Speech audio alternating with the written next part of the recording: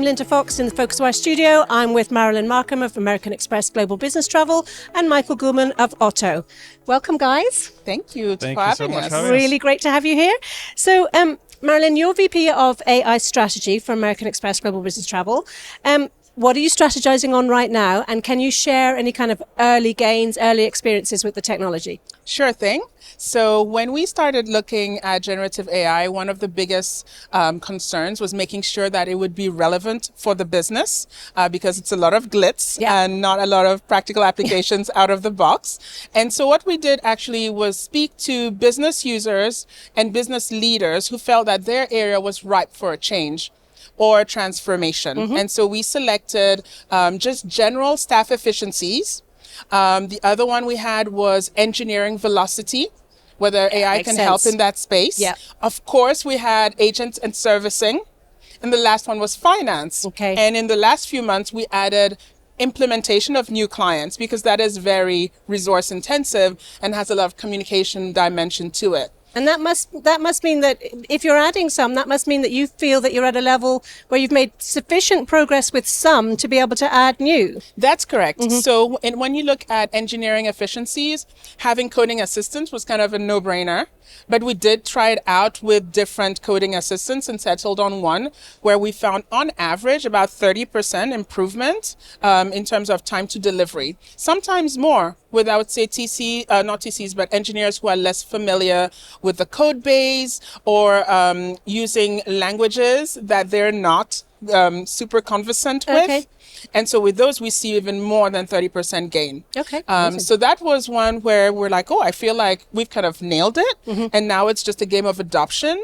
We tried a few fancy things such as release notes automation, because you have everything in Jira, let's say. And then you can unleash your LLM over the top to say, write me a release note that picks up these topics and, explain how you do things. So once that's up and going, there's not much to do in that space immediately. And so implementation was a focus that the business brought to us and said, what can you do to accelerate? Because implementation is part doing the work on our own to just set up our systems. But there's a large part that is around data collection and conversation. Which are things that Gen AI does a great job at instigating, collecting, summarizing. So we're looking forward to that. Excellent. Thank you. Michael, jump in here. You're at a much earlier stage, but you do have a background in corporate travel, so you know what Marilyn's talking about. So you're in beta, you've got funding. Tell us what stage you're at and when can we expect to see something more tangible? Yeah, thank you. It's very, very different stage than GBT, obviously. As a quick background, I spent many, many years at Expedia. I was Chief Product Officer for Agencia, understand the corporate travel space very, very well. And I left Expedia 2 years ago and looked at what do I want to do next?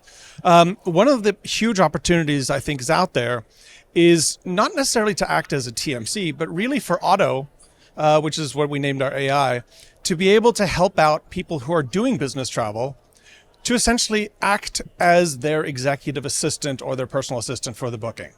And so just as, for those of us that have been lucky enough, for those of you who are lucky enough to have had an executive assistant who just knows you, who really is kind of that hyper personalization where, in the beginning, your executive assistant may offer you 2 or 3 hotels because they know you want to stay close by wherever you're having your meeting. But then eventually, it gets to the stage where your EA comes to you and says, hey, I see you're going to London next week. I may not even know I was going to London. And by the way, I booked your flight. I booked your hotel for you, right? It's that level of personalization that we're really tackling. So not trying to go in and sell to corporates, but rather to business travelers who today aren't using necessarily a corporate solution, who want that level and who are those frequent travelers. So as you said, we're actually not in beta yet. We're in alpha right now. So I'll take it one step down, which means there's lots of issues, lots of bugs, lots of things we're working through. But we have an alpha version out that our investors are using. We've got some natural hotel and natural flight bookings. Otto's able to do the entire conversation with you and do the transaction and book things for you. So it's very, very exciting times for us, and we hope to get into a beta, early next year if things go well. Like, do you worry at all that you're just starting and but everything is moving so quickly? Yes, I mean I'm always feeling behind. I don't know how it is, but then again, being at the conference here, talking to lots of people, I also feel like we're really far ahead of a lot of people. Yeah, and a lot of companies, and so you hear from the large incumbents that are really working on the problem areas for themselves, which is servicing and cost efficiency and development efficiency and things like that. I don't have any of that baggage, for good or bad, right? I have no transactions. There is none of that infrastructure I have to worry about right now. So we're really leaning in more on the front end. And I think from that aspect, we are ahead. From obviously all of the back end and things like that, we're not. Mm-hmm. So how far, this is something I'm going to ask both of you, how far do you think we're going to push the boundaries with AI? And Marilyn, you start, because you're going to have a very different perspective on what you'll want an AI agent to do and where it will get involved and the human side of things. So just how far and perhaps how quickly are we going to be able to push the boundaries with AI? So let's start with the quickly. I've been watching the Gartner technology hype curve, the hype cycle, and it looks like generative AI really for servicing is maybe a year and a half out of being like really mature. More sophisticated things like, really general knowledge is more like 2-3 years out. Mm-hmm. So I think that there is a long tail, but it comes by quicker than we usually anticipate, right? From an ethos and just philosophy point of view, what we're looking to do is find the best match of having people and technology coming together to serve our customers, because our customers really enjoy our people. Right. And the people we have are really tenured because they love the industry, they love travel, they love service and helping others.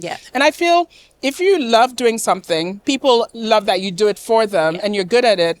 That's not what we're trying to replace. Okay? So our agents are always going to be an important part of the service we offer. Now, there are things over the last few years, the complexity in the industry that detract from doing the part you love. The consulting, the personalization, being able to really be that extension of the corporate client. Mm-hmm. And those things are the things we want to make go away so we can get back to being great at the things that people expect from us. So that efficiency will come in with the AI then. Correct. And so our agents, we have a few proof of concept that are going live, and they are assistants to the agent. So we have a conversational assistant where TCs, travel counselors, can speak and help interact with the travel policy, which for some clients is very complex. And if you're bringing in new travel counselors or shared service desk, you can lose sight and lose compliance to the policy, because you're relying on people to know everything in their head. This helps them to shine and always be secure and confident about what they're offering. Very good. We've got a few others that are coming in to help deflect, I would say, things. You don't need a person to tell you that. That's just knowledge base. Mm-hmm. So it is really a complement to free up the person to actually humanize the service. Okay. Now, your perspective is quite different, and presumably you want things to go quickly. No, I think, listen, as I said before, we're trying to move as absolutely fast as we can. So from the human interaction versus technology, my fundamental philosophy and belief is that travelers don't want to talk to people. Okay. And now there absolutely comes a time where there's something so complicated, there is a change in your schedule, something has gone catastrophically wrong. And either the technology can't solve it, and certainly Otto cannot today, right? So I'm not making claims that Otto can do everything. It absolutely can't. We're so early on things. But as technology progresses, then there's less and less of a need for people and want for people to actually call in and talk to someone. Don't want to wait in line, don't want to have that. Now, I was talking to someone and they said, there are times when you need that emotional support when things are going wrong, right? And even if the technology can solve it for you, you need someone and you want someone to say, it's going to be all right. I've got you on the next plane. So I completely understand that need for that human interaction. But, I don't think any of us want to go back to a day where you go check in at the check-in desk when you're going to a flight, right? So we definitely have seen that we've moved over to that technology. But my perspective is that, I don't think it's going to be a year or 2 years before servicing. For full servicing every possible solution, 10 years maybe, right? But that 80-20 rule, I think we're going to see a lot of changes in the next 18 to 24 months. Yeah. I'm going to stick with you for a minute there, Michael. I want to talk a little bit about disintermediation, not necessarily of travel agents or travel managers, more about, maybe GDSs, maybe aggregators, maybe the customer goes direct to the airline, gets the price, the fares, the itinerary served directly to them. Is that a scenario that you envisage? Yeah, so there's two different approaches right now for what I would say AI in travel. There's the concept of the agent or the agentic approach, where the AI essentially is just an AI. I'm not saying just, it's amazing technology, but it goes onto the Delta website and books on the Delta website on your behalf. Yeah. Or goes onto booking.com or Expedia and books on your behalf. Then there's the other version, which is what we're building, where Otto is your actual travel agent. Yeah. Otto will have the expertise, the knowledge to be able to handle your travel solutions. And so obviously I'm betting on the version we're going with, which is I think there's a certain vertical knowledge set that's needed beyond just a really, really smart web browser that will browse on your behalf. It's going to be very, very different for shopping for things. And if you've got a specific SKU, buying that SKU from Amazon or somewhere else and having it delivered to your house, I'll probably go to an agent and let that agent do that for me.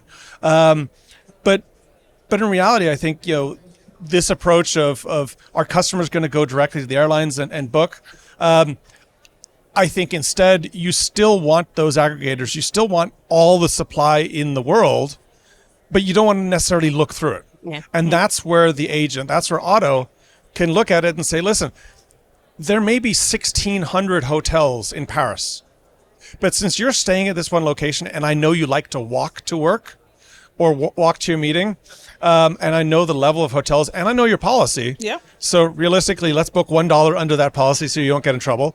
There are 3 hotels that are relevant for you in that scenario. Let's not show the 1,600. Let's just have Otto offer up the 3 potential hotels, and then you pick one of those. Well, that's quite interesting because there were trials done. I think one of the big OTAs with its business-to-business side did try something like that with its corporates and offered them just the 3 hotels, and they, to a man, hated it. So the travelers or the travel managers? The travelers. Yeah, the travelers were like, no, we want to see what's out there. We want to see the choice. Now, I don't know if we've evolved sufficiently since then, but that was quite an interesting one. I think if it's the same 3 hotels for every single traveler who's traveling to the same place, well, that's 100% agree. I would not want to. That's down to negotiation rates and other things, isn't it? But if it's 3 hotels that are personalized for me, and we've run testing, and even to the same location, saying the same office location. Different users who have different preferences, and Otto knows different things about each person. It's offering up vastly different hotels to everybody. And so it's more about how is that personalization, hyper-personalization to you, just like an executive assistant would get to know you as an individual. If I may, I would say that so there is definitely decision fatigue when you have the 1,600 hotels you need to sift through. When you go down to 3, the biggest thing I think you need to work is human psychology to explain why. Exactly. Because if you give the reasons why I selected these 3 for you, it removes the fear of missing out, which it's literally FOMO it is. of thinking there might be something better out there. And you have to have time to build confidence by explaining yourself. So I think there's a bit of product work to be done on the user experience to give them the confidence that this is the best truly that is out there. And we took into consideration your things. 100% agree with you. Yeah. Spot on. Yeah. So now, what's missing currently with AI agents for them to be supercharged? Is it kind of cost of processing? Is it attitude? What are the gaps that really will push it to the next dimension? I would say actually it's not the AI agent. It's giving it business APIs that are externalized. Right? There's a lot that we've built that is in-house, right? It powers our online booking tools, our chat platform, our agents can use it, and they have efficiency tools. But those APIs are generally not externalized, where you can easily plug in an agentic AI. Yeah. And so for us, I feel that definitely the investment here is externalization, which opens up the ecosystem, which is fantastic. Yeah. And it brings in partners, it brings in innovation. And that, I think, is really the crux of getting those agentic AI solutions that sort up and of going. cross-pollination of APIs is something that the industry's been talking about for, what, a decade or more, and we're still not really plugging in what we want to plug in, at any... It just seems to take a lot of time, a lot of integration, and probably quite costly. Because there's a lot of business logic that goes into a simple, quote-unquote, simple service, right, that a person does. There's a lot of logic to it. And so I feel we've built them in-house first. We've given them to knowledgeable users who are able to validate that it's doing all the right things. And now we're at the limit where it's like, yeah, we've proven it works. We use it every day. We're super happy. Now can we externalize? Yeah, so some background work needs to be done there. Correct. Okay, now... concerns from the corporate travel community, Michael, do you think, I chaired a panel at Business Travel Show last year, and it was data security and privacy. It was, making sure that there's a sort of walled garden if you're using it, just not letting employees go off and just sort of put the company information out there. What else are they concerned about? Yes, I think there are a lot of concerns. Some are well-founded, some are not well-founded at all. I think it completely depends on how the company is setting up the agents. Yeah. If they're just using the OpenAI direct connections, you're essentially feeding all of that data directly to OpenAI in those cases.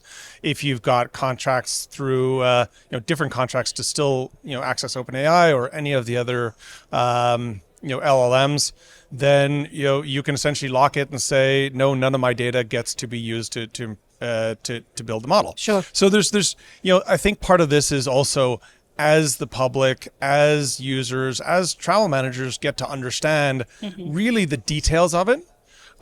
It's no different than 15, 20 years ago when the first web-based, or 10, 15 years ago when the first web-based interfaces came out for corporate travel. Sure. Because a lot of corporate travel managers were seeing that employees were going to Expedia, were going other places to go book, and they said, well, let's make it simpler for our travelers. Yeah. There were fears. I remember these that the travelers they thought, well, if we let them book their personal, what if they book their personal travel on there? Yeah. The reality is that just didn't happen, right? So there's a lot of well-founded and a lot of things that aren't really concerns. Right, they shouldn't be. They shouldn't be concerns. Yeah. I think there's a lot of education that still needs to happen, and like I said, we don't have the luxury of having a big book of business, and I'll say it that way in the sense of, we don't test it with our own internal users first. So we're going straight out to the public and really excited to see, how those business travelers who today aren't using a TMC, do they feel that this is giving them that personalized experience, and do they choose to come to Otto over any other solution out there? Mm-hmm. Let's just wrap up here. Can you think of an example outside of travel that's using AI and you think, wow, that's really cool? It's not related to travel. That's okay. Can be external to travel. I was reading an article where they had created an AI persona of the annoying old granny, and they were using it to frustrate pranksters and scam callers. And so the AI would take them on these winding conversations and basically waste their time, which keeps them away from real people and real vulnerable customers who could be falling prey to them. But and I thought it was hilarious. there's a lot of scams in travel, so that's applicable, So that's interesting. Can you think of one?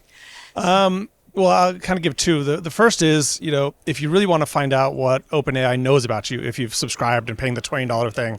I saw the other day someone posted out, so I'm not taking credit for it, but ask ChatGPT and say, can you draw me a picture based on everything you know about me? Okay.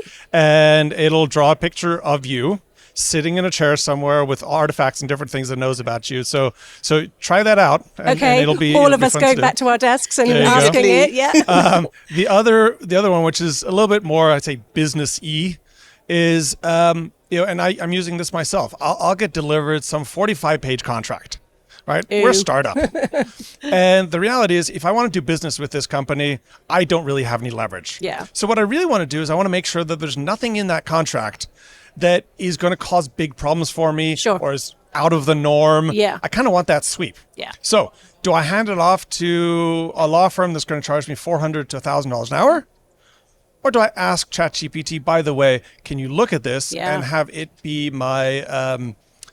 my first sweep lawyer. And I ask it the almost simple like question, a proofreader. Proofreader. Yeah. Of basically, is there anything in this contract that would cause me or Otto, the company, a problem in the future.